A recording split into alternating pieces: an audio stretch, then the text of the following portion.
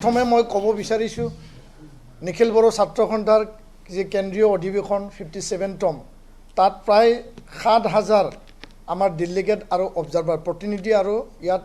Observer তাত উপস্থিত থাকিব য'ত নেকি আমাৰ ২২টাকৈ অধিক জিলা কমিটি ২২০তকৈ অধিক আঞ্চলিক আৰু ইউনিট কমিটি আমাৰ Bengal state committee Bodoland university Guwahati university cotton university Dibrugarh university unit committee Shillong unit Delhi unit আৰু দেশৰ আৰু অসমৰ ৰাজ্যৰ ভিতৰত বিভিন্ন প্ৰান্তৰ পৰা প্ৰতিনিধিসকল আহিব আৰু সন্ধিয়া ৫ বজাত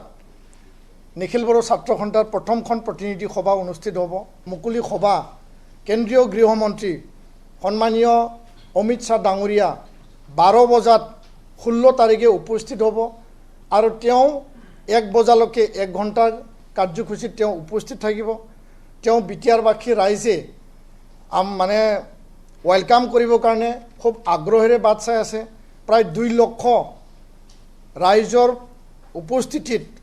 ইয়াত বড়োৰ লগতে আন আন জাতি জনগোষ্ঠীৰ ৰাইজ ইয়াত উপস্থিত হ'ব নিখিল বড়ো ছাত্ৰ সন্থাৰ প্ৰতিনিধি যিখিনি আমাৰ উপস্থিত হ'ব আমাৰ বিভিন্ন প্ৰান্তৰ পৰা ইয়াত জনসমাগম হ'ব আৰু ইয়াত মুখ্য অতিথি হিচাপে আমি কেন্দ্ৰীয় গৃহমন্ত্ৰী অমিত শ্বাহ ডাঙৰীয়াক আমি আমন্ত্ৰণ জনাইছোঁ।